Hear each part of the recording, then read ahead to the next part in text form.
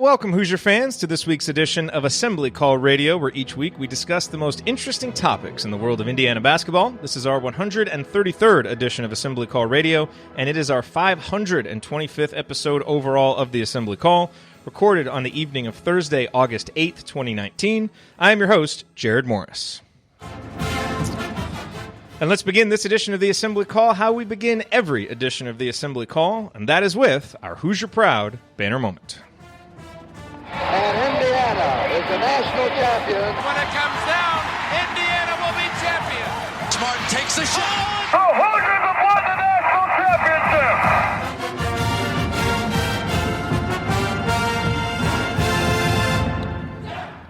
This week's banner moment occurred on Tuesday morning when word broke that Anthony Leal will be announcing his college decision on Friday evening. Now, depending on when you listen to this episode, the decision may have already been announced. Hopefully, it's good news for the Hoosiers. And while it's self-evident why Anthony choosing Indiana would be worthy of a banner moment, I mean, can you ever have enough high-character wings with good size from your own backyard whose best skill is shooting the basketball? I'm picking it as this week's banner moment regardless of whether he chooses Indiana or Stanford. Here's why. Because it will bring one of the trickiest recruitments of Archie Miller's short tenure to a close and will allow the coach and program to move forward in building the class of 2020. Why has it been tricky? Well, for all the reasons why any recruitment of a local kid whose family has deep ties to IU are tricky when the player isn't a 100% slam dunk offer right off the bat as a sophomore. And clearly that was the case here, at least from the only perspective that matters, which is the head coach's. Archie Miller wanted to take his time in assessing whether Anthony is the right fit for the program he's building, a level of patience and prudence that I endorse for the record. Ultimately, Archie decided yes and extended the offer, but some people, the Leal family included, I'm sure, were pining for the offer to come a little bit sooner. It was the most debated storyline of the 2020 recruiting class, and that discussion point will come to an end either way tomorrow night. More importantly, Archie will know what he's dealing with. Does he have a good catch-and-shoot wing and willing defender who projects as a 4-year player in the fold, or does he need to ramp up efforts to find that shooting and effort elsewhere? Archie knows better than you or I do that Indiana has to improve its shooting to start winning more games. Hopefully, an important step toward improving that shooting comes Friday night in the form of a commitment, which, for the record, as I said on Podcast on the Brink, I do think that it will. But if not, at least Archie and his staff will be able to respond accordingly. The point here is the longer Leal's recruitment dragged on, the more difficult it was going to make things for Archie and Indiana as they game plan how to prioritize the other open scholarship offers for 2020. More clarity will come either way Friday night, and that will be a positive development for the program. The best kind of clarity, of course, would be Anthony joining his good friend Trey Galloway in Bloomington. All right, now let me introduce my esteemed co-host for this week's show. Andy Bottoms is taking the week off due to family being in town. Enjoy it and live it up. Indeed, enjoy it, Andy. And that means that to my left, he's a veteran Indiana high school basketball coach and the only member of our hosting team to inspire his own theme song. He remembers the days when a movie cost $1. Heaven help you if you ever decide to pop your collar. Play hard, but remember, fake hustle is a crime. He's the coach and it's Tonsoni time. Coach, it is Tonsoni time. What's on your mind? I think I'm going to use that song as my walk-up song when I enter the classroom tomorrow. Really should. In the second day. Just wasted opportunity if you don't, Coach. Exactly. Just play it every period, and that's the signal we're ready for business. It's interesting times. A lot of stuff that we're waiting for, announcements of scheduled coaches and Anthony Leal's decision. But the thing that I thought about today was Major League Baseball announced that they're going to play a game close to the Field of Dreams movie site. And I know this is a basketball show, but I played catch with my dad before he passed away on that field. I played catch with my boys on that field. And sports bring that out, that father-son opportunity. And my dad introduced me to Indiana basketball. And I remember taking him to Assembly Hall for that first time. And these recruits are deciding with their families where they want to go and play. And they have the opportunity to play in some of the best gymnasiums, best arenas around. It's great decision time. And we as fans, we love our stadiums too. And it is just, the baseball thing is going to be cool. But I just keep thinking about people walking in to a Assembly Hall for that very first time. And that's the only reason, with Hoosier Hysteria being announced the date and time, that's good for so many fans who can't afford tickets to go in for that first time into what I believe is the best place in the world to watch college basketball. And so that's my Tonsoni time, Mark. There's a lot of things to do with the ones you love, and sometimes it creates a lasting fandom. And Anthony, I hope that we hear good news. And to my right, he is a senior writer at The Big Lead, the president emeritus of the Will Sheehy fan club, and a man who is proud to own the highest co-host interruptions per episode average in podcasting history per data compiled independently by the Diane Phillips Association for Accountability in Podcasting. I'm the U.S. in the Olympics of interrupting. I'm sorry to jump in real quick. Let me just jump in real quick. Real quick, I just wanted to jump in and say that, I'll be honest, I wasn't listening to what Jerod was saying. He is Ryan Phillips. Ryan, what is your rant on the last week in IU basketball? God, that was maybe the best thing that's ever been on this show. It was beautiful. I think that I agree with you on the Anthony Leal recruitment. I think the guy's got 7 crystal balls on 24/7. They all say Indiana. I think we were sort of talking before the show got going. It's really hard to turn down a Stanford degree as an athlete. I think on the West Coast, when a lot of players get recruited by Stanford, be it for football or basketball or whatever, you automatically say, man, that's a tough pull, because especially if you're not a guy who's going to be a professional athlete for a long, long period of time, it's really hard to turn down a degree from what is essentially an Ivy League school, and be able to play, at a high level of your sport as well. But I think that this is a done deal for Indiana. I'd be shocked if it went the other way. Hopefully Anthony makes what's the best decision for his family and for himself.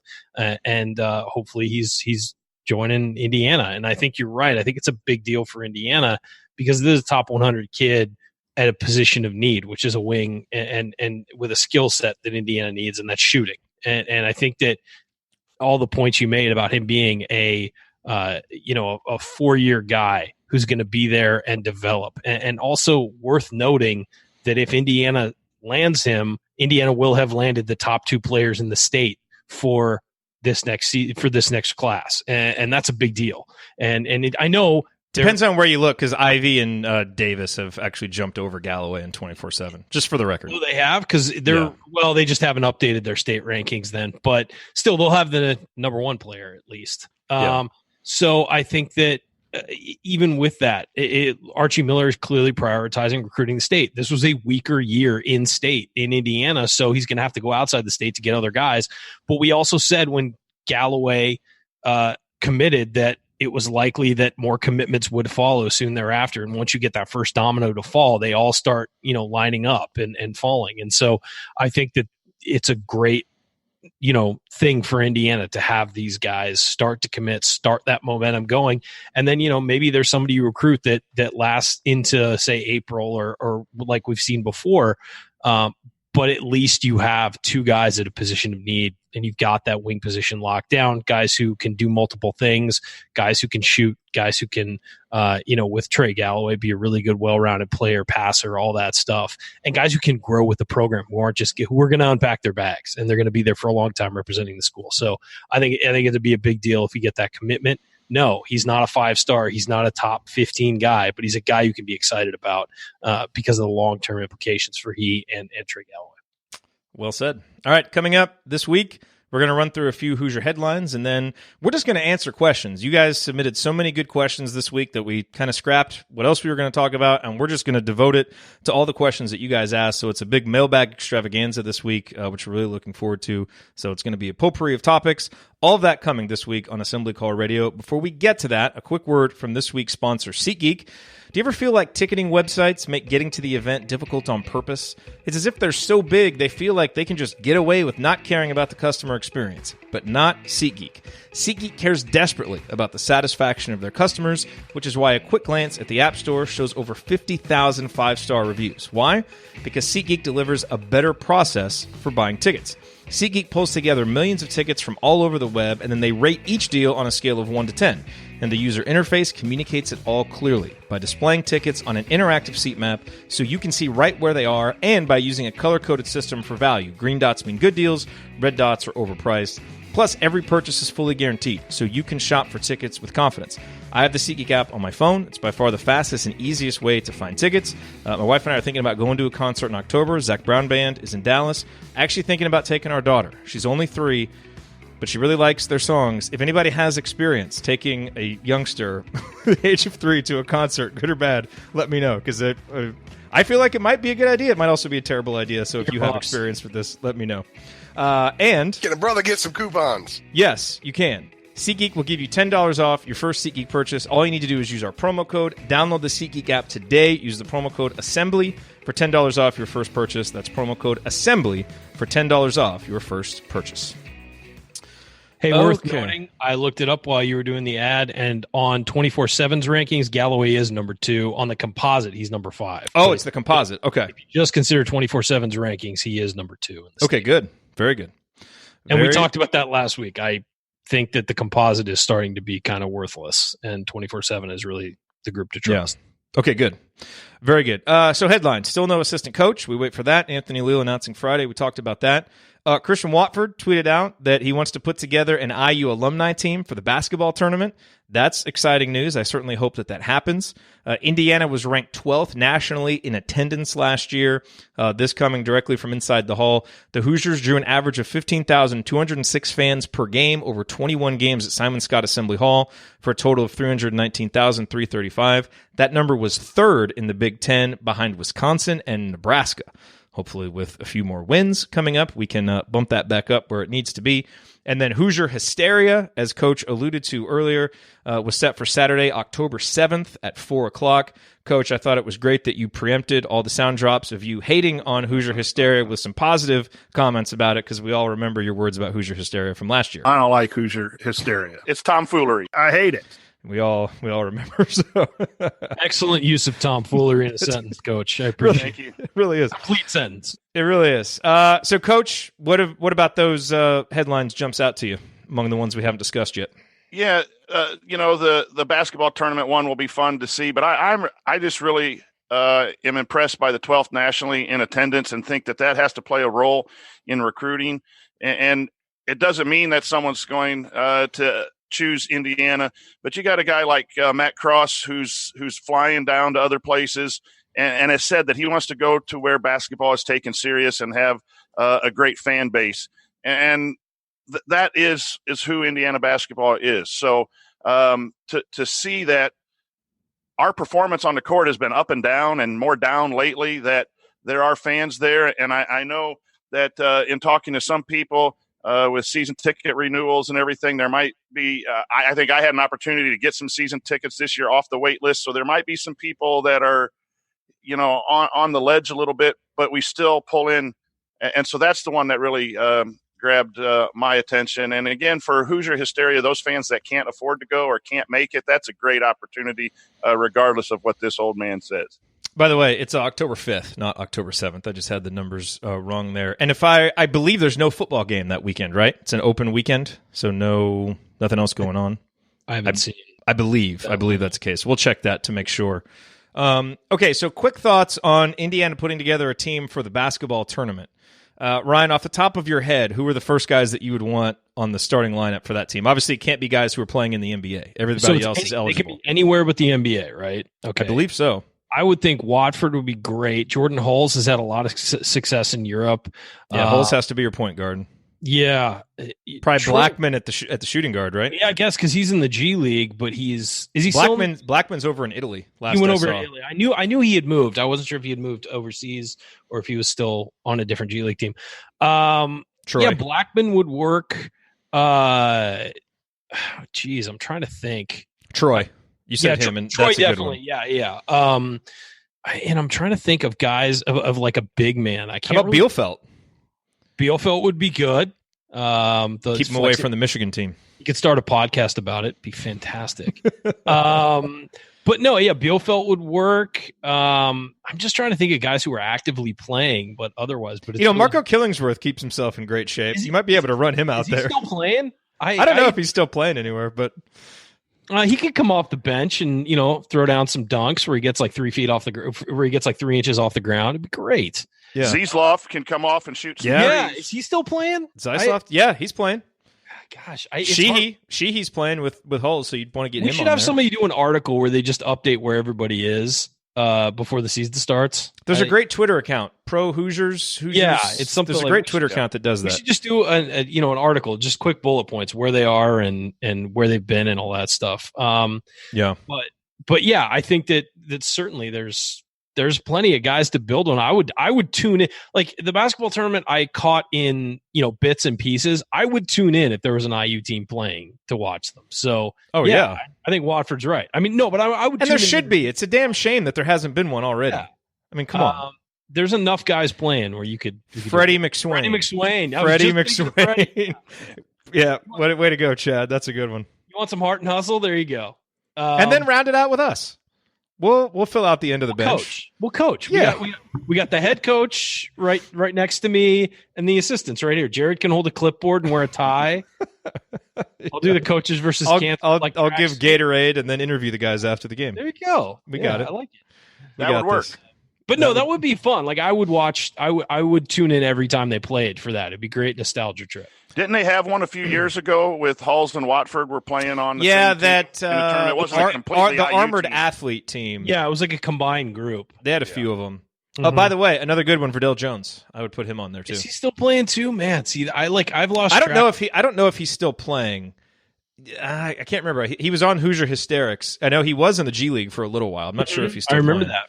I know he's doing some good work back at home, but I don't when he was back in the D League, that was back when it was the D League too. Yeah, that's right. Yeah, no, I mean, I would absolutely 100% love to watch those guys all play. And we just named a whole bunch of guys. Mm-hmm. Maybe DJ White's still in shape. Get him out there. You know what? Maybe Christian just needs to be the captain and take the initiative and go do it, man. Yeah, do it, Christian. Do it. Since he's listening.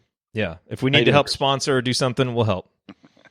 We'll help make this happen. Okay, coming up on the Assembly Call, it is time to start answering your questions. We will start with a general question about Indiana's defense, and then a question about the offense that contains an interesting sentiment you don't hear very often.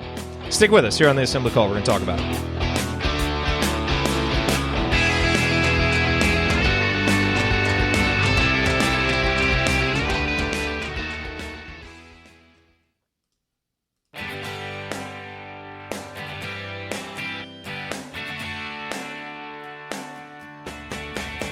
This is Verdell Jones.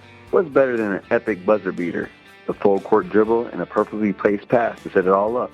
And of course celebrating with Hoosier Nation afterwards. So join Jerod, Andy, Ryan, and Coach on the Assembly Call after every IU basketball game. Go Hoosiers. Thank you, Verdell. Welcome back to the Assembly Call. You can find all of our content at our website, assemblycall.com. And if you ever want to participate in the live chats that go on during our live broadcasts or watch the replays of our live broadcasts, check out our YouTube channel, youtube.com/assemblycall. I am Jerod Morris here with Ryan Phillips and the coach Brian Tonsoni. You know, Ryan, every time I hear those drops from Christian Watford and Verdell Jones and they talk about celebrating it with friends afterwards, I'm always reminded of the fact that I celebrated that by myself on the first game show. You absolutely did. The biggest moment during the time we've had this show, and I was there by myself.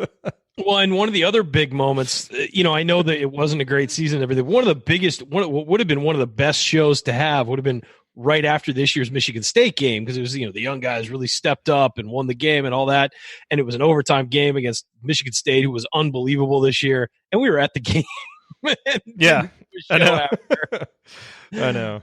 But Chad and Josh did a really good job with that. They did. No, that's it. It's to those guys. Funny that somehow a lot of these big moments, like when we lost to Syracuse in that year, we'd been number one all year. I wasn't even on the show. I was on the show for like 5 minutes. Depressing call in. Yeah. Yeah. I hate thinking about that. Okay, let's get to some questions here. Again, so many good questions that we just kind of scrapped what we were going to talk about, and we're going all questions. First question comes from our buddy Rick Dickman. And by the way, most of these questions came from the Assembly Call community, which you can learn more about at assemblycall.com/community. We'll be ramping things up in there as the season gets closer. But Rick said, so Coach Miller uses the packline defense. Can you explain the advantages of Indiana using it instead of other defenses? What type of personnel works best with the packline? Are there variations in its use? And this is a good question. As we talked about with Jordan Sperber on Podcast on the Brink a few weeks ago, which is an episode I really recommend people go back and listen to. Coach, all defenses, there's no perfect defense. You're trying to take something away, but by doing that, you're going to leave yourself open to something else. And so you have to prioritize based on your personnel and based on the kind of team that you want to be and who you're playing, what it is you're going to try and take away and where you're okay being a little bit more vulnerable. So let's kind of break that down from a pack line perspective. What are the goals of the pack line? And then, to Rick's questions, what personnel do you need to make it work best? Well, the defense evolved when the dribble became prominent in the college game. And the traditional defense is deny the wing or deny the ball back to the point, not letting the ball move, which prevents good motion offense from their weak side screening action, and forcing the ball baseline and having your center help on baseline drifts. That's the way, a lot of us grew up and played man-to-man. But then all of a sudden, when you're trying to take away those passes, people were putting the ball on the ground and getting into the lane and forcing really bad rotations, mostly baseline. And so a few coaches started thinking about what can we do to counteract this new wave of offense. And that was to put the pack line puts people in an automatic help and puts the ball into that help. And so you're really trying to eliminate dribble penetration by getting into help and not being on your man or what used to be on the line, up the line, denial defense. And so the reason that a coach like Archie is using it, he doesn't want that ball getting in the lane, because the ball gets in the lane, it kicks opposite for a three, or it gets driven baseline. And so that's the reason, because a lot of teams were trying to do that, and the athletes got better and the ball handling got better. And so that's the reaction. That's why some teams play zone to stop that and force the outside shot. You give up a little bit more from the outside if you help and stunt and commit too much and don't get back to a shooter, or if you don't have really good on-ball defenders. So when you go to that second type of that, what personnel, I think it's the same answer for all defenses. You got to have good athletes who want to guard and know the scheme and be in the right position. So defense is heart and mind, regardless of what type of defense you're playing. But you really need on-ball so that you don't get beat, and you need smart people to know when to help and when to get back, when to stunt and when not to get back. But I think that's for every defense. So, I've never run it as a coach until I joined Western, and we started running it a little bit. And I really liked it because it really forced lower percentage shots, and especially in high school, they're really a lot lower than college. And you got to adjust to shooters and do some things that take advantage of the weakness of the pack line. Ryan, anything that you want to add there? Yeah, really what the pack line is trying to do is force everything back to the middle, and instead of forcing it to the wings. And the reason why is because the more to the middle you go, the more help you have. And so it can make up for being less athletic. It can make up. That was the original purpose of it when Dick Bennett ran it at Wisconsin Green Bay, was he didn't have a super athletic team. They would run into Wisconsin or Marquette or whoever in their out of conference schedule and realize, oh man, these guys are just running circles around us. So if we can perfect a defense that makes up for that, that's a big deal. And so what he did was there's certain rules, and Coach was talking about it. You want to push things out to the wing. You want to, if a guy's dribbling, you want to give him the baseline and force him and try and pin him down. In the pack line, you stop him going the baseline. You want to force him back to the middle. And the reason why is because the rest of the team is there to help you. You have to be really disciplined, you have to be really smart, and you have to be willing to help. And those are the things. It takes sometimes a transition to get into the pack line, because there are certain aspects of it that do not line up with what you've been told your entire life with just regular help man defense. So I think that's why it's like when guys run a motion offense their entire life and then fit into, for example, at Virginia, the blocker mover, whatever you want to call it. Your favorite offense. It takes you a while to adjust to it. And so that's why you see they don't have a lot of freshmen out there running a ton of plays in that offense, because it takes a while and you have to be really smart and you have to know it backwards and forwards. And that's why when they get veteran play, they have a lot of really good veteran players, because those guys understand what they're doing both on offense and on defense, because they run two systems that don't line up with what other people run. And so I think that as with any defense, if you run it right, it's fine. It's the question of running it right, getting the people who are disciplined enough to run it right, and not try and freelance and do their own thing. You have to all be on the same page defensively, whether you're running a 2-3 zone like Syracuse, whether you're running straight up man-to-man, whether you're running a high ball pressure, you're running a press, whatever it is, you have to all be on the same page. And it's not something where you can just be individualistic and do your own thing. And so I think that is the struggle with the pack line that some teams do have, is getting everybody on the same page, especially when you're a team like IU that's been playing a lot of younger guys the last few years. It's a lot of younger guys who don't have experience in that offense. So I think that's partly why there's been some struggles defensively. I think they've gotten better, but the third year is when you're supposed to make a jump with anything like that, whether it's the blocker mover offense or the pack line. Once you've had guys in for a while and they understand their responsibilities and stuff, that's when you start to get better and take that next step. Do either one of you worry about how it will age as basketball evolves to focus more on the three-pointer and as the three-point line moves out to spread the floor more? Do you worry about that at all with the defense? I think moving the three-point line out actually helps the situation, because it's going to bring 3-point percentages down a little bit. And so the thing you're willing to give up in the pack line is a three-pointer. You're not supposed to leave it uncontested, though. That's the mistake, is you're supposed to close out to the three-point line, but you don't overplay the three-point line. That's the difference between that and a more aggressive on-ball defense or something like that. But the problem with being overly aggressive is guys can drive by you, and then there's no help in position. So I think that it actually will help. But you're right. The three-point line is becoming weaponized in basketball. And so you have to be disciplined enough to close out and not forget about your responsibilities to your man. Which at times we did incredibly well last year. Yes, very well. But the thing is that it has to be second nature, not something you're thinking about constantly. Like, got to remember him. And then you miss your help assignment. So it's really about making it so the system is second nature and your instincts are to do the right thing in the system, not to do what has come natural to you for a long time in basketball. Coach? And a lot of players play too hard. They want to do multiple things instead of taking care of their assignment. So, if we had a whiteboard, we could show it. But when you stunt and get that ball stopped and get back, you don't give up the three. But if you overcommit and go double team, or the guy gets beat off if you don't guard, we call it guard your yard.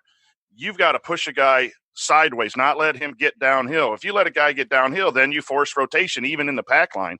And until you get used to that and doing it right and knowing your assignments, and again, Ryan's word of instinct is true. You've got to build that muscle memory where you're doing it right and being able to get back so you don't force a long closeout and give a guy a wide open three. But moving that back will help a little bit until everyone gets better at shooting from back there. But again, it's still a long percentage shot as opposed to, the goal is you're thinking a layup versus a three-pointer. You want to give up the three-pointer, not the layup. And that's the general view. Now, of course, it's more complicated. It's more complicated than that, and times are changing. So it is an interesting sort of dynamic going on in basketball right now.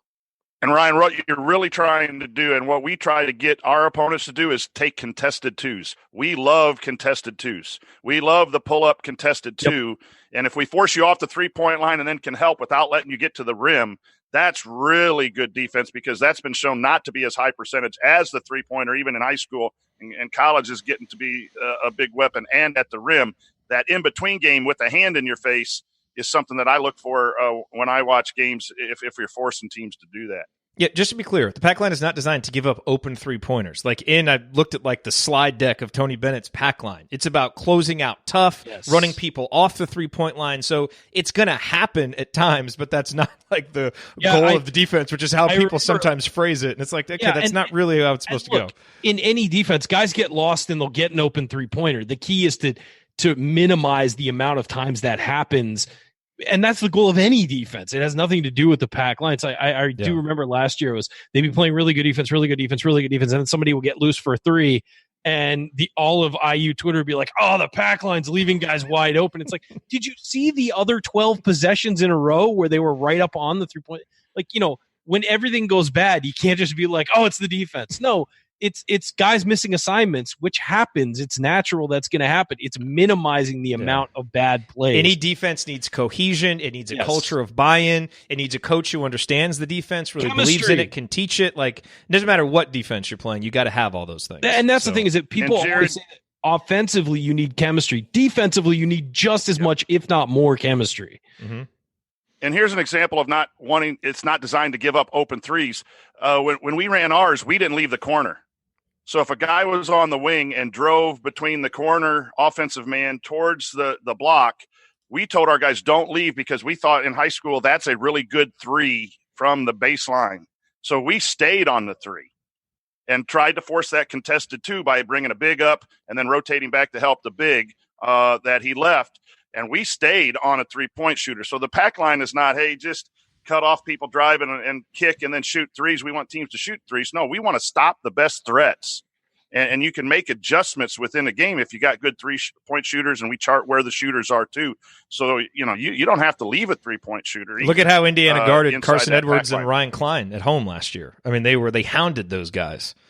If we could have just scored 50 damn points in the game, we would have won it. Ryan Klein had been shooting off his back foot, falling away from 30 feet and making shots. Why do we keep bringing up all these bad memories this show? You started. I know. Okay, let's move on now to this question from Paul.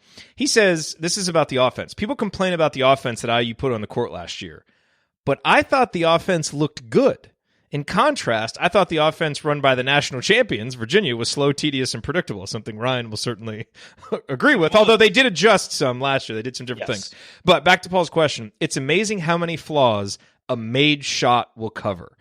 Ding, ding, ding. Paul hits on something really important there. And I think this is important, guys, as we head into this season. Look, we've all criticized the offense and, a lack of imagination and maybe a little, some predictability, all of those things. But man, there were a lot of times where the offense produced a good shot and the shot just didn't go in. And, basketball is not as simple as you make shots, you win, you miss shots, you lose. But man, that does sum things up, pretty well sometimes. And that was a big problem for Indiana last year. And again, it's about getting guys the shots in rhythm that they want and all of those things that have to go together. But I liked Paul's question because it hits on something that is not just the same simplistic view we've been hearing. Oh, the offense stunk. Outside of Romeo and Juwan, we had nothing. This was terrible. I actually thought, Coach, that we saw pieces of a good offense if you have a competent point guard, which we had when Rob was healthy, and if you have guys who can make shots, which, we did against Michigan State, for example, and that's why you win a game like that. So, I think that's an important thing to remember as we head towards this season. It's got to get better in certain ways, no question about it, but it's not as bad, I think, sometimes as people have made it out to be. Yeah, when you're not winning and sometimes the points aren't as much as you look at the scheme as the problem. And really it was some of the experience. There were times when Rob wasn't as aggressive as he could have been. I don't think the transition game got to where Coach Miller wanted it all year long. And that's some way we've talked terrible all the time on assessing the offense to get things. And then we had a show a while where you pulled some synergy stats and mentioned it about the number of wide open shots. We just didn't hit them. And so, but shooting cures a lot of ills that, and you get down to the shot clock and there's 2 seconds and the guy hits a 27-footer, that's 3 points. And everyone thinks it's great offense. It's really non-effective offense where a guy covered for it with a shot. So, you got to develop that. And I think the offense that is being run at IU is good enough to win. It may not be the most efficient or the highest scoring, but I think it's good enough to win given the right players and the development and keeping them on the court. Yeah, and that's not to say that Archie doesn't have room to evolve as an offensive coach. As our bar goes from just making the NCAA tournament to, getting further than that, he does. But he's still a young coach who's going to evolve and going to grow. And, so I just think, again, I think that's important perspective as we head into the season, Ryan. Yeah, I think that so he mentioned the Virginia's offense. And you're right. I came on here the year before when they lost. They were the first one to lose to a 16. I said that system can't win in the NCAA tournament. It's not designed to win an NCAA tournament. That offseason, they went off and they changed the system. So there was a lot more one-on-one, a lot more ball screening and all of that stuff. Now they would transition in and out of their old offense to their new offense. And quite frankly, Tony Bennett got a little stuck in his ways in the NCAA tournament. The last 5 minutes against Auburn, their offense looked terrible. Kyle Guy bailed them out by hitting a couple threes and getting fouled shooting a three. Again, the last couple minutes against Texas Tech, they went back to the mover blocker, and it looked terrible. And they got bailed out by hitting a couple threes. That's the thing. There you go. Your favorite. But that's the difference is they made a couple threes, and that made it look great. But the offense was stagnant. Man, those were tough threes Kyle Guy hit too, all tournament long. Of course. And because he was a legit, fantastic three-point shooter. It's why he went to the NBA after the year. Those guys made shots. And so you're not remembering the fact that offense looked like a train wreck the last few minutes of both of those games that could have eliminated them from the tournament because you're remembering that they hoisted a national championship. And so I think that any offense, again, like a defense, there's two things that are really important. It's one, making the shots that you get that are open. And two, it's everybody being on the same page. Every offense is designed to work in a vacuum, but everybody has to execute. And you have to counter and read the defense, counter what the defense is doing, all of that stuff. And then you got to make your shots. I mean, Tom Crean used to say it, and it would drive us all nuts that he would say, look, you got to make shots to win. You do. I mean, you got to make at least one and then not let the other team score. But as long as you're going to give up points, you have to make shots if you want to win. And it doesn't matter if they're from 2 feet away or 25 feet away. At some point, you got to make shots. And that is how you're a champion. There you go. Thanks, Tom. Hope you're well. But it is true, though. I mean, to an extent, you've got to make the open shots you get. It doesn't matter what offense you're playing in. Now, yeah, sometimes the offense wasn't producing open shots, and that's a problem that needs to develop. But there were plenty of open shots per game that IU had that they missed last year. And it's, again, a problem. You got to hit those shots. You get a wide open three-pointer. If you're a college player right now, particularly a guard, you need to be able to hit that, 6 times out of 10. You got to be able to hit a wide open three-pointer. You do. And IU was very far below that level last year. Yeah. No question about it. And look, I think Archie has to prove that he can utilize the three-point line more consistently. I think he did it better at Dayton than some people seem to remember. And he hasn't had the personnel here at Indiana to do it. But, you look at a coach like Matt Painter, who wasn't necessarily known as the most adaptable coach early in his career. And what's he known for now? Now that he's 15 years in at Purdue, every year they're doing something a little bit different. He's adapting to his personnel. He's grown as a coach. So that's the thing. If a guy, coach, and we can end with this, if a coach has the kind of mentality and, some of the parts and pieces that you're looking for in a guy, you sometimes have to be a little bit patient and let him grow as well. And so I think that's kind of the point of both of these segments is, there are things to build on with both the defense and the offense here. Now, it needs to get better, yes, but all the injuries, all the losing clouded a lot of opinions last year and probably made things look a little bit worse than it was. Just like when you're winning big, it probably, things look a little bit better than they are. And so I think it's important to remember as we move forward. And I think if you've seen things that you like from Archie Miller through these first couple of years, that is okay. And he's still a young coach who I think has a lot of potential to keep growing. Yeah, and you constantly want to tweak what you're doing, but nothing's more frustrating as a coach when you design offense and you get good shots and you miss. Then you go into press conference and you take it all on yourself. You don't ever blame the players, at least at our level, you don't. But there's certain, if I could tape series in our coaching meetings and our film analysis, it's like, we can't do anything more than we can to get that guy a shot. And we've got to hit shots. And that's a whole different level. When you're talking college, 6 out of 10, when you're wide open, should be the mark in a game, not just in practice. And so if that's not occurring, is it the scheme or is it just the fact that the players aren't? And ultimately, it's a coach, because then you got to make the adjustment. What are we doing in the offseason? What are we doing in practice to make it, go back to that muscle memory? We might have to adjust as coaches. And how much do we need to pay Tim Buckley to come back for a week? if you're a good coach, you think you can fix everything, and you should think you can fix everything. And one of the great pieces of advice that I had is every year at the end of the year, ask yourself, the previous coach just got fired. You're coming into a new situation. What are you going to do to change the previous regime? And so every year you do an inventory of what did we do well, what did we not do well, and somehow Archie's got to find a coach or a system or drills or whatever to simulate game type shooting and make that better, because I thought they did get good shots. So yeah, every coach does that, and they just struggle with open shots not being made. Contestant shots, you understand, but it's got to get better, and I'm sure the staff is working on it, and it's just got to. Sometimes you work on it and you fail, and then you got to find another job. But that's just coaching. Well, think about this. If it's frustrating to us as fans, imagine how frustrating it is to the coaches when they're working their tails off all the time. Are you suggesting they're able to diagnose this stuff as well as we are? Is that what you're saying? Well, they know their team as well as we do? I mean, not as well as me, but maybe the rest of you guys. Okay.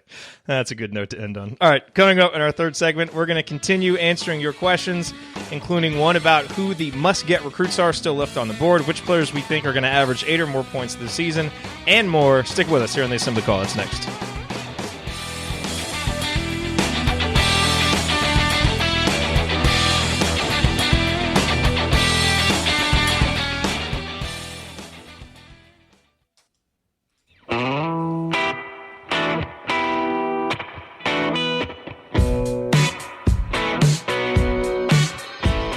Ethan Happ, and I never listen to the Assembly Call, especially the episodes that Ryan is on. Thank you, Ethan. Welcome back to the Assembly Call. I'm Jerod Morris here with Ryan Phillips and the coach Brian Tonsoni. Remember, you need to be subscribed to our email newsletter. We send out a weekly IU News Roundup, even during the offseason. Then after every game, we send out a detailed post-game analysis. Text IU to 66866 or go to assemblycall.com. That's IU to 66866. Or go to assemblycall.com. All right, let's keep it going with the mailbag, guys. We'll get to as many of these as we can. And then if you're listening on the radio and we don't get to all of them, we'll put the rest of the answers on the podcast, so you can always catch them there. But a bunch of questions to get to here. So let's start with this one from Robert. For recruiting, which recruits do you guys think are a must for the classes of 2020 and 2021? We kind of talked about this in our first break and a little bit at the beginning of the show. Coach, I think Matt Cross is in 2020 because of just how much Archie has invested in the recruitment, and I think how much he fits in terms of the toughness and competitiveness that Archie wants, plus the guy can shoot it pretty well. And then I think in 2021 it's Christian Lander. Again, another guy they've invested a ton of time in, and now you're coming to the point where Rob Finney is going to be a senior. You need that next great point guard to take the reins. And so to me, those are the two guys on the board that I would rate it close to must-gets because of the amount of time invested and because of where they fit. There are other guys that obviously are important that you'd like to get. Those are two that I look at as must-gets. What do you think? Well, yeah, and I heard Ethan Happ was traveling over in Europe literally this summer. But yeah, shocking. I think you made a good point. Regardless of what the name of the recruit is, players, Jerod, that you said of the players we're looking at, it's the people you're most interested in. You're putting the most time and effort in. Those become must-gets. Those really hurt if they go elsewhere because of what you've invested in the recruiting. And if you're investing a lot in them, you see them as a vital piece of the program going forward. And Matt Cross and Christian Lander, I think for those two classes, I don't know who you would replace.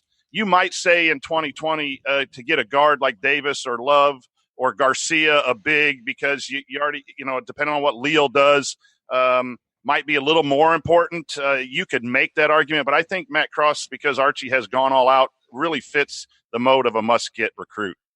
Ryan, what do you think? Yeah, I think you both spot on Matt Cross, because that's a guy that Archie wants and wants him really badly and is putting the effort in.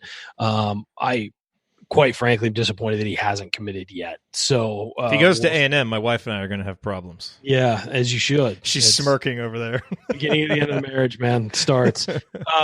But Christian Lander, I think 2021, I think we all agree that he's the guy they got to get in 2021. And then I would throw Trey Coffin in there as well, because he's, a guy who's in state, who is, I think, on the rise and is going to get even better. And I think that if you get Lander and Kaufman in 2021, you are sitting very pretty.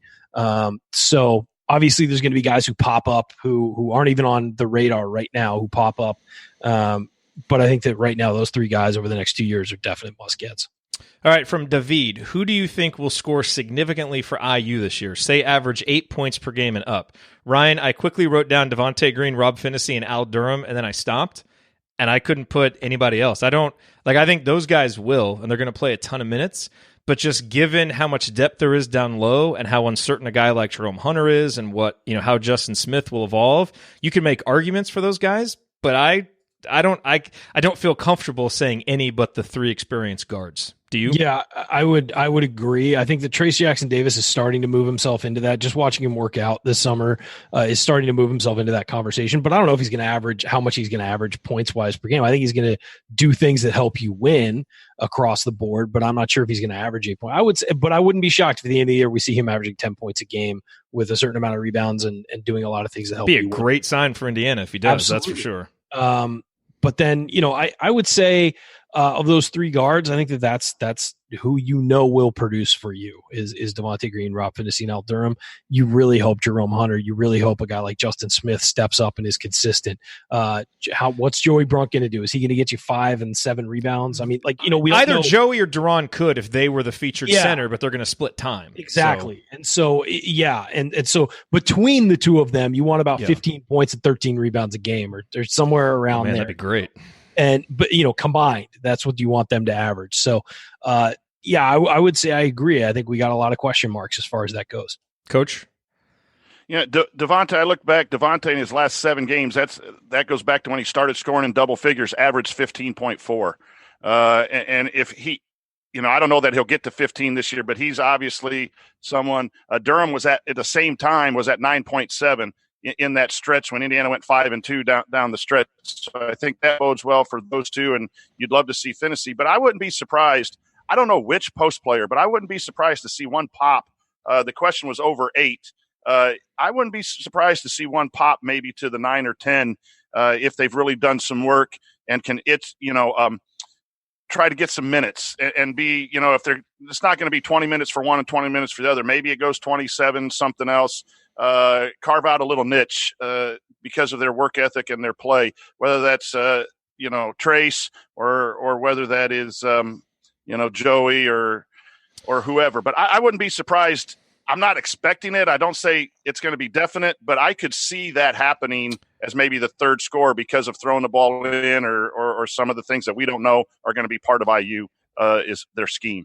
Okay, if you had to bet on a 4th guy being 8 points or more, who would you bet on? If I had to bet on somebody, I'd bet on Justin just because he's a junior and, hopefully he kind of matures and plays harder, more consistently. He's got, I think, the clearest path to more consistent minutes, and we've seen it from him, but I don't feel comfortable about it. But that's who I'd bet on. Who would you bet on if you had to? Trace.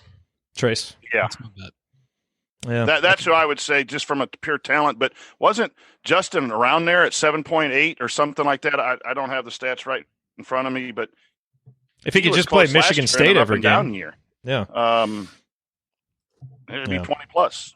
Okay, next question. This is from Mike. Ryan, we'll go to you. What is your thought on the impact of Race? We saw a very small glimpse last season, but it looked encouraging on what he could contribute. Quickly. If he's healthy, I think he's going to be a huge contributor. There's just a big question mark there.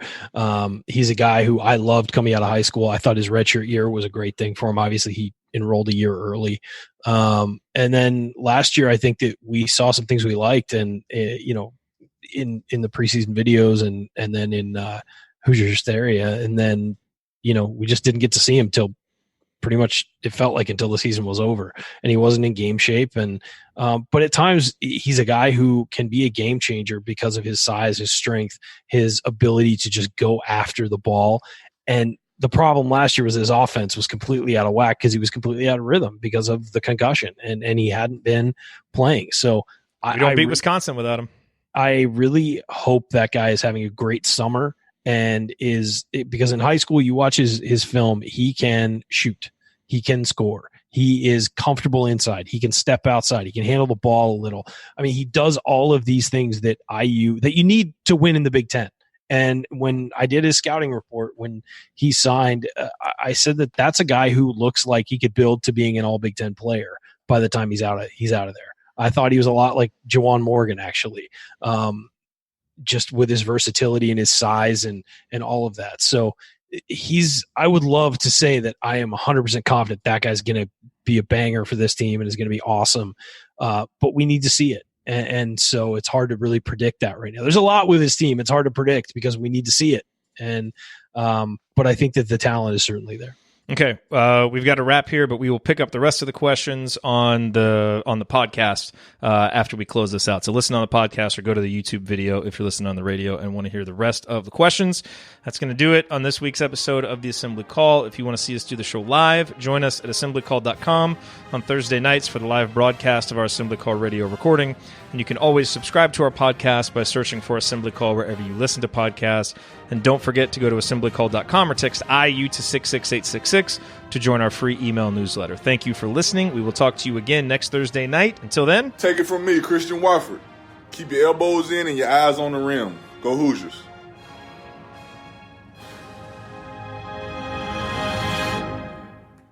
Thank everybody for coming out. All right, I got to get out of here, folks. Thank you. Okay.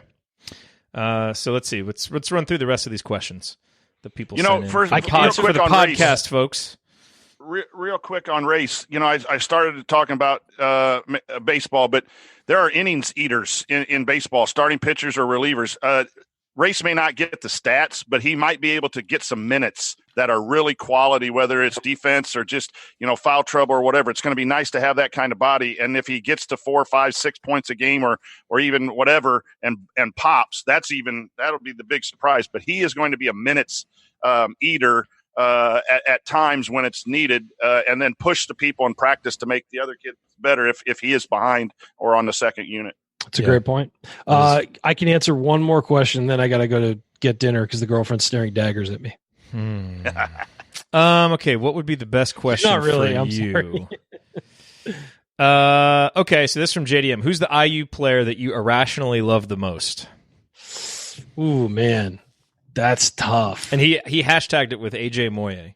That's a good one. Is that irrational love, though? AJ Moye was very lovable. Well, here's the thing: is that the first name that came to mind was DJ White, but that's not irrational. He was an All Big Ten guy. I know that's why it's kind of hard to. Yeah, it's a hard question to answer.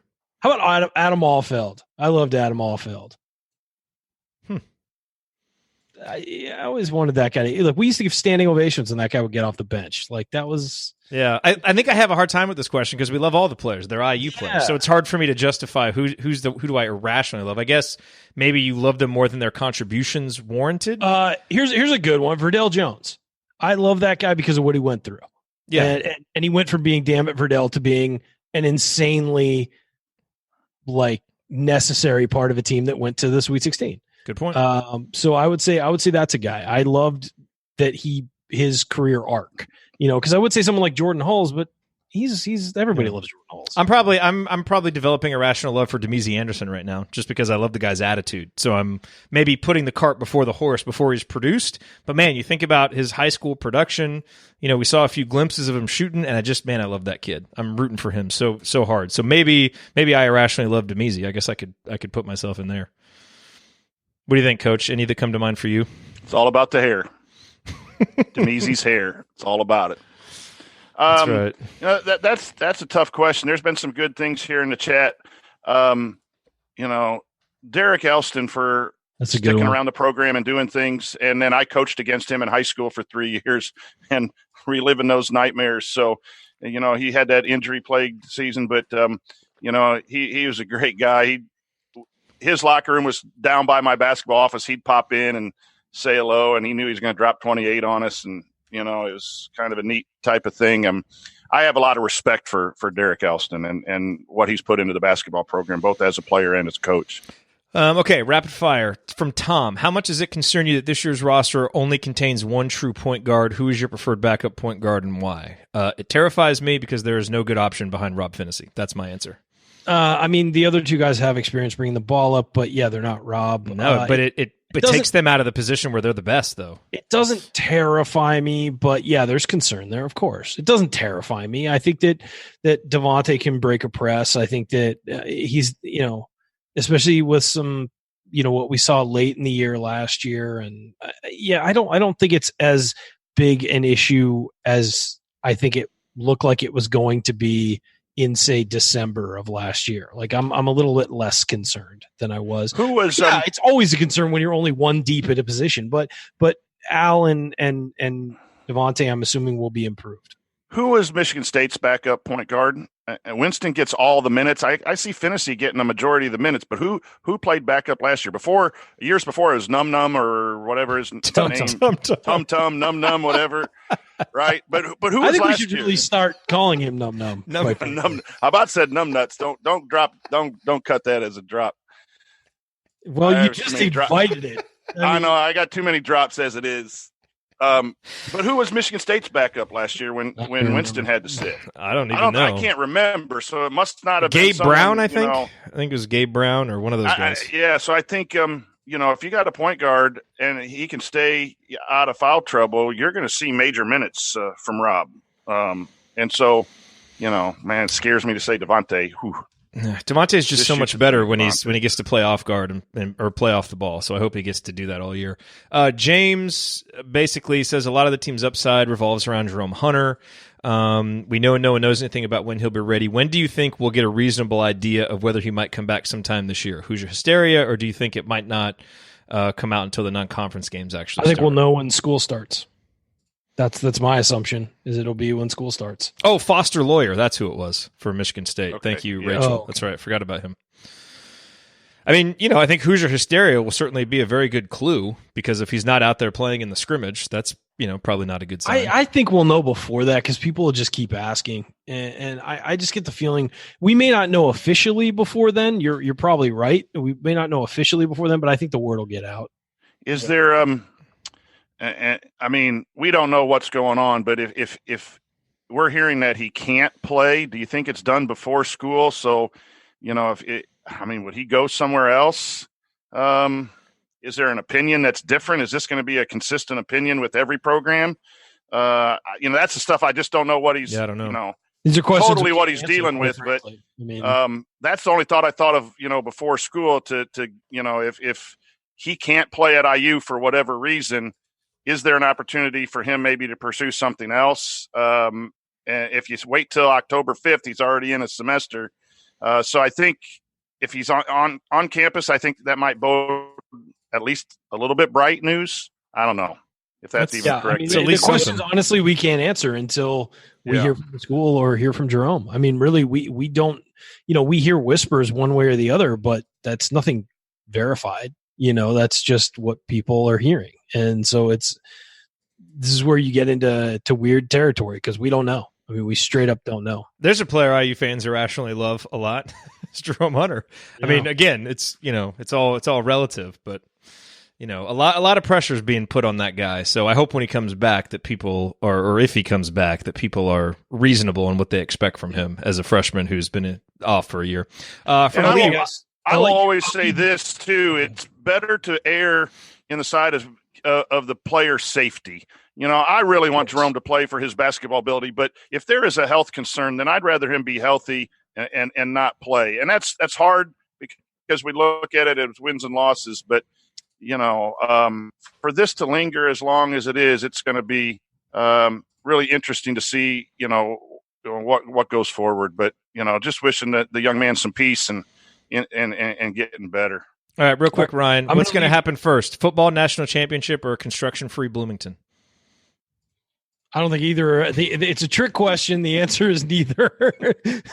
So there you go. Okay. Wait, football national championship for who? It could be anybody? Well, it's going to be for Indiana. Yeah. First football national championship or construction-free Bloomington. That's from Jack. The answer is the time will be the same, because it's infinite. The time you're waiting will be the same, because it's yes. All right, guys. I gotta get out of here. Go have some cereal. That's not what we're doing tonight, sadly. Good night, guys. See you. Coach, a couple more questions real quick. Do you foresee Davis and Brunk playing any great amount of time on the floor together? I have a real hard time seeing that working. I agree with you. If it does, it's because they've worked Brunk out as a power forward 4 from 15 feet. The problem with that is guarding. You have 2 5 spots or 2 post players guarding. If it's a matchup where there are 2 bigs, predominant bigs, and they do it for defense, I can see that. But I think that's going to be very minimal. I do think that you could see Trace Jackson Davis or Trace Jackson. I think you can see I think you can see Trace playing a lot more of the 4 is what I'm trying to say. I got my names all confused all of a sudden. Yeah. We'll have to see how that 5 spot plays out. If you could go back in time, this is from our buddy Ben Malcolmson, Hoosiers United. If you could go back in time and watch a former Hoosier play at the high school level, who would it be and why? Oh, wow. Yeah. That's an interesting one. I didn't see that when I scrolled through everything. I added that one. If you go back and watch a former, you know what? I'd like to see Kelbert before he got hurt. Yes, that's a good one. That would be really good to watch him play as a sophomore or a junior down in Evansville. That's the first one that pops in. I coached against Finney, and that gave me nightmares with the big loss. I coached against Elston for 3 years, and so I'm 0 for 4 against Hoosier players, as it should be. I've seen Calvert a couple. Would be a good one. But Calvert would be the one. Steve Alford in high school would be really cool at Newcastle. That great gym with it packed at 9,000 people, and him hitting all those shots would be really cool as well. Pat Graham would be cool because he won Mr. Basketball. Yeah, Pat Graham would be cool. He won Mr. Basketball in a loaded class. Bill Garrett obviously would be a great one. Floyd to go Central's back a nice see. place to watch a game. Yeah. But Downing and Bellamy, some of those guys that played in Indianapolis. When some of those guys at Purdue were really good too. Indianapolis in the late 60s, mid 60s to late 60s and early 70s. Billy Keller, those would be some. Indianapolis, Washington had some good teams at that back in that day. Would be excellent to. Yeah, all those would be really good. Calvert, that's a great one though, because he surprised everybody once he got on campus. So that would be good to see. Chad asked, "What were some of your favorite moments from last year's Hoosier Hysteria, and how would you improve it this year?" Did you go to Hoosier Hysteria last year? He really wants. Yeah, I did. I got Ben Malcolmson talked me into going. Oh, that's right. And then that's right. We have drops from that because you had your iPad and they almost didn't let you take it in. Yeah, something they didn't something let happened me with your in, iPad, and I had to sneak it in. And everyone knows about me and Hoosier Hysteria from an injury I don't like Hoosier Hysteria standpoint. Yeah, there we go. It is great to see the new players. I think that's the best thing, and then to see if anyone's how they've improved. It's always good to get a first look. So that's the best thing that I take away from Hoosier Hysteria when I go is to watch the players and just to see them physically and to see them have fun. That's an important thing too, because basketball, it's fun to play, but it's a job for these college athletes. You know that with your dad being a football coach too, that there's a lot asked of the athletes, and we see them on game night and we talk about them and say good and bad things, and it's not as easy as people think it is. So it's nice to see them have fun. I don't like the dunk contest just because of an injury standpoint. Kids, when you're not focused, sometimes I think that's when injuries, and I think Derek Elston blew out a knee or hurt a meniscus in his Midnight Madness or Hoosier Hysteria one of the years I heard on the Hoosier Hysterics pod. So that, and then despite being funny and trying to be comical about it, I think it's great for those people who can't get into Assembly Hall on game night to be able to go and see what we all love about Assembly Hall and the candy stripes and the pep band and all that stuff. I think that's really good for those young people and those the older people who get to go to that. So that's the best. That's the honest answer about Hoosier Hysteria. From a coaching standpoint, we do that. Soap for a scrimmage. It used to be soap when the guy. Now it's canned goods, or we do something. A Gatorade to put our fridge together. Those are always a concern because it's just not practice. And sometimes guys don't take it as serious, and that's when things happen, when it gets a little silly. And that's just an old curmudgeon coach talking. The laser light show was awesome last year.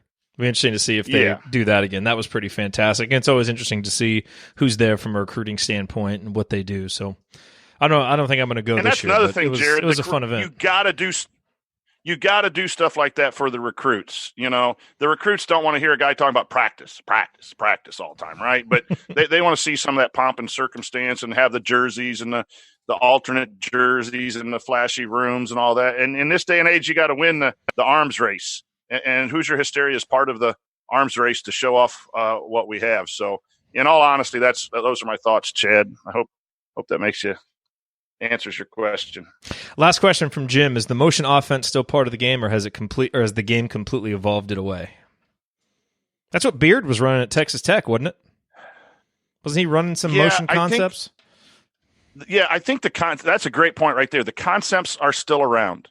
I'm hoping that everything comes full circle. In the 60s and 70s, it was all offense, and then night comes around, then it's lockdown defense, and everyone loves the 52 to 48 games. And then it started going back to offense again. And when Bo Ryan, slowed the thing down, people didn't like it. And now you're having Virginia and Texas Tech who play defense. Everything goes around. I'd love to see motion come back. I have never understood, Jerod, why a 30-second shot clock or 35-second shot clock had to change motion. That's good basketball. Anytime you screen, though, it does mess up spacing, and the game now is space and get your athletes to move and create advantages and long coverages. And sometimes screening congests stuff, so it might not come back all the way. But part of the reason, but here's what I would say about that. Part of the reason is because people don't know how to screen and work off screens anymore. So if you're not going to get a benefit from it, then all you're doing is clogging up spacing. If people actually use screens and if players screen well, it can still work. And see, that point is correct, and it bothers me when I hear coaches saying that because now screening is mostly ball screen. Yeah, right. That's what they talk about. Their screening game needs to be tight as the ball screen. But here's why.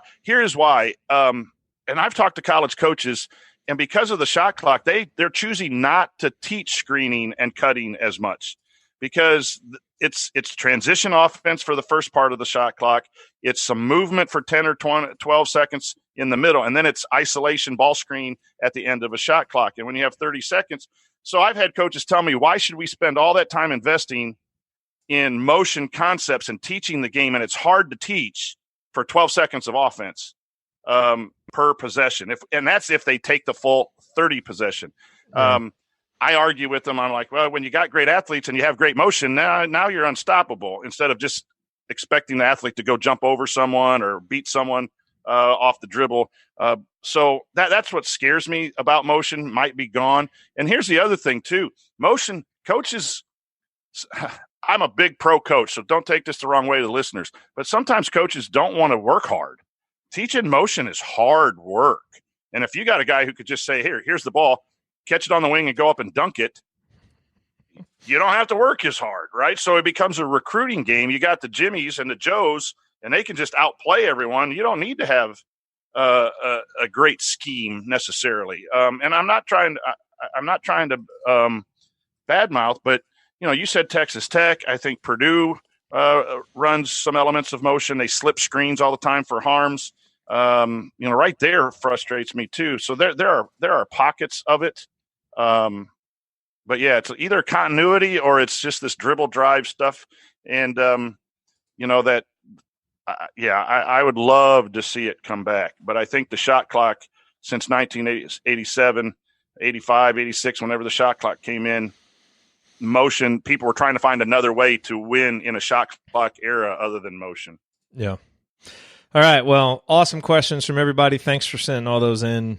There's no way we were going to get to all of them if we tried to do our normal show outline. So I'm glad we did that, and we'll get on. I guess the rest of these shows now, off-season, we got to do some player breakdowns. I've still got an outline ready to go with some numbers that I pulled from Synergy on stuff that we did well offensively last year that's pretty interesting. So, man, we get through those episodes, it's going to be time for the season to start. It's going to be here soon. So anyway, thanks to everybody who's been with us all off-season. We appreciate your attention, and hopefully tomorrow night, Friday night, we get more good news, and we got 2 players in the class of 2020. 2 weeks ago, we were all lamenting that we had no one. Now maybe we'll have a couple of good, solid building blocks ready to roll, which would be a nice way to approach the rest of the summer, I would say. So, when's the schedule coming out? Here next couple of weeks, you think? Usually late August? At least the non-conference? Yeah. I think last year it came out August 27th or something like that. So, yeah, hopefully it comes out soon. Well, I mean, it should be soon. So, yeah, sooner rather than later. All right, everybody. Thanks for being here. All right, good night, everyone. Talk to you guys next week. Thanks, Coach. Yep. Practice?